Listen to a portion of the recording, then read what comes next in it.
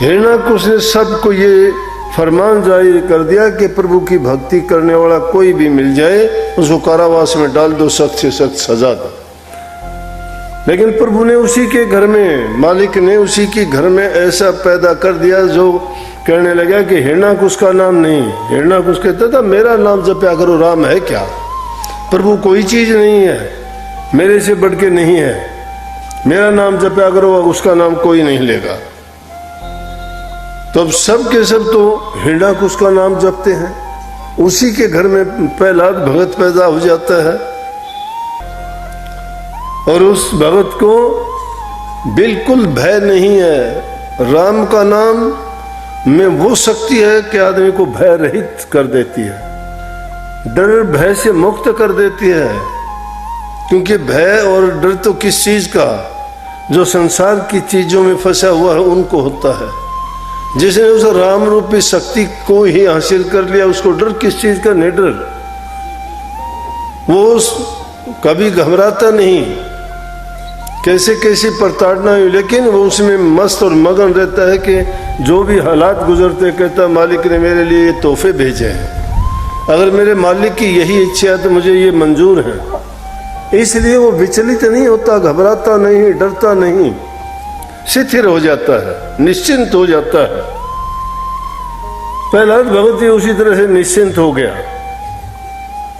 School में जाता है, अध्यापक पढ़ाता है तो कहता है कि हिरण्याकुश का नाम लो। बोला नहीं, हिरण्याकुश कौन होता है, राम का नाम बड़ा है।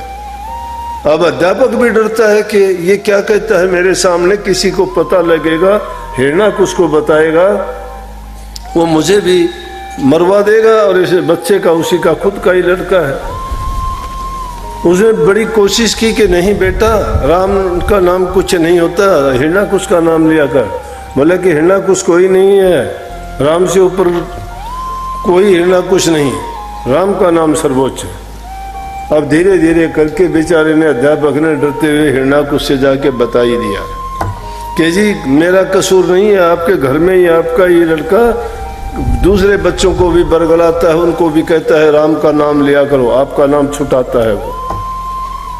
अब हिरण्याकुश ने लाख कोशिश की, उसको कभी पहाड़ से गिरवा दिया गया, कभी लाल खंबे से चिपका दिया गया, कभी उसको पानी में डुबोने का प्रयास किया गया, लेकिन कभी राक्षसों से मरवाने की कोशिश की गई, लेकिन उसके सारे के सारे जो भी प्रयोग किए वो सारे असफल हो गए, उसको नहीं मार सके।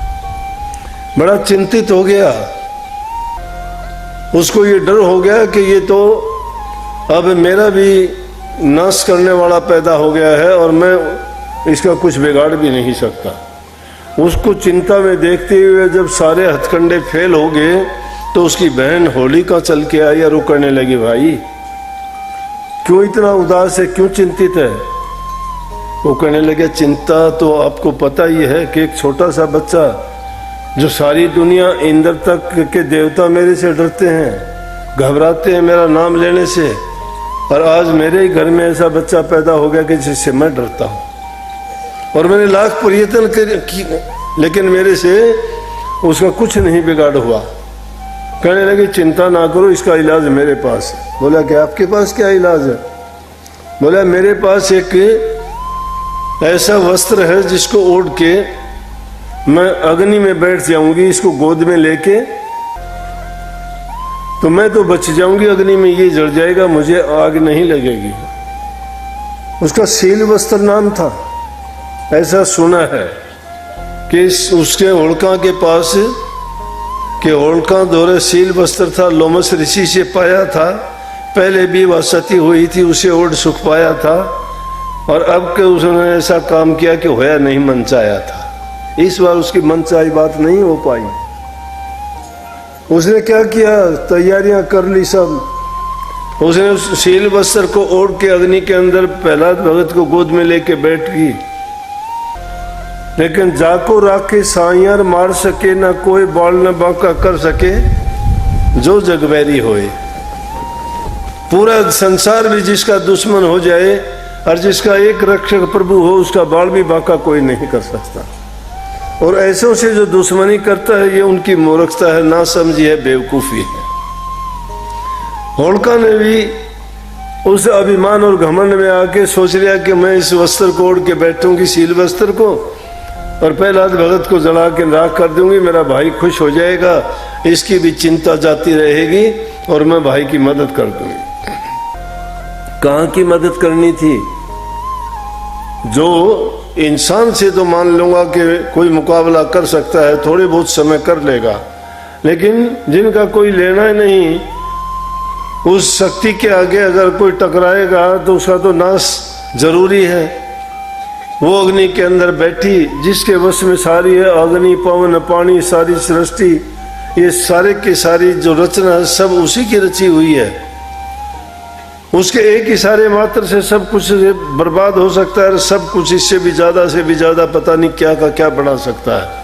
वो राई से पर्वत कर दे, पर्वत से राई बना दे, अरंड का चंदन बना दे, सीख से शहतीर बना दे, वो दुश्मन को राजा बना दे, मंगते भिखारी को सिंहासन दिला दे, और कोडी कंगले को जो है कंचन दे बना दे, उसके हाथ में सब कुछ है।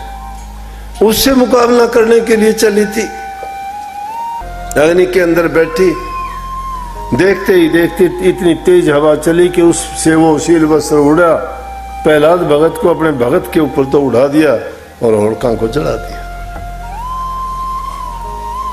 लेकिन जब उसको जलाने लगे तो सब भगत लोग दुनिया के इधर उधर से पूरे देश से इकट्ठे हो गए। जो प्रभु के भगत थे वो सोचने लगे कि कितना जुल्म कर दिया इसने, अब भक्त लोगों की ये हालत हो गई तो प्रभु का नाम कौन लेगा। और जब इंसान पर गुजरती है तो परमात्मा को भी दोष देना शुरू कर देता है। सेवक का अगर कोई अनर्थ होता है तो अपने स्वामी को दुख देना, वो ताने देना शुरू कर देता है। अगर संतान को कोई दुख होता है, माँ बाप को ताने देने शुरू कर देता है। अगर किसी शिष्य का होता है तो अपने गुरु को ताने देने शुरू कर देता है। अगर किसी भगत का भी इसी प्रकार से कोई दुख और पीड़ा तकलीफ होती है तो परमात्मा को भी कहने से नहीं चूकता है कि तूने मेरे साथ ये क्या किया। तो भक्त लोग भी वहां इकट्ठे हो गए, सबके सब चिता में जो ही अग्नि देने के लिए तैयार हुए, तो भक्तों ने भी कह दिया कि हमारा भक्ति करने का क्या फायदा है, क्या प्रभु के नाम में है, क्या मिलेगा भक्ति करने से। अरे भक्ति तो हम इसलिए करते हैं कि हमारी दुख पीड़ा दूर हो, हमारा ये जन्म मरण का फंदा कट जाए, इस काल और माया के देश से हमारा पीछा छूट जाए, क्योंकि इस संसार में कोई भी सुखी नहीं है। हम कर्म के भोगी हैं, कर्म करते हैं, कर्म करते करते ऊंची नीची योनियां में आते हैं, और फिर यहाँ इस दुनिया के मुसाफिर खाने से कभी भार लदा के जाते हैं, तो कभी अनेकों प्रकार के कष्ट उठाते हैं। तो उनसे बचने के लिए तो प्रभु की भक्ति की जाती है ताकि हमें सुख मिले। लेकिन यहाँ क्या सुख वाली बात है? भक्तों के साथ जब ऐसा अत्याचार और जुल्म होगा तो प्रभु तेरी भक्ति करने में हमें कोई मजा नहीं है। हम जो माला फेरते थे, हम जो आपको याद करते थे, आपकी साधना करते थे, आपके नाम का जाप और सुमन करते थे, ये लो अपनी माला, हमें इस माला की जरूरत नहीं है, और आज के बाद हम कभी माला नहीं फेरेंगे। उन्होंने अपनी मालाओं को उठा के जो अग्नि दहन करते थे, चिता थी, उसके अंदर फेंक दिया। आज भी वो परिपाटी यूं की यूं है। गोबर के छोटे छोटे वो बनाते हैं ना, बड़कुल्ले बोला करते हैं, हम तो पहले पता नहीं आप क्या बोलते हैं। बड़कुल्ले, ढाल, तलवार, वो सब चीज क्या थी? योद्धाओं ने अपनी ढाल तलवार फेंक दी थी, उसमें क्या काम आएंगी ये। भक्त लोगों ने अपनी मालाएं फेर दी थी जपने वाली, क्या काम आएंगी? कि इनको हमने बहुत फेर लिया है, बहुत हमने करके देख लिया, इनका कोई फायदा नहीं है। क्योंकि भक्ति में क्या फायदा मिला जब एक भगत जो राम का जाप करने वाला, रात दिन जो राम राम की रट लगाए रहता था, उसी में अपना दिन रात उस पूरा का पूरा रव्या रहता था, आज उसकी यह हालत है तो हमारी भी ऐसी हालत होगी। तो उस टाइम पर जब वो फेंक दिया गया और प्रभु की लीला भक्तों ने जब देखी, जय जयकार के नारे लग गए। प्रभु भगत के जय जयकार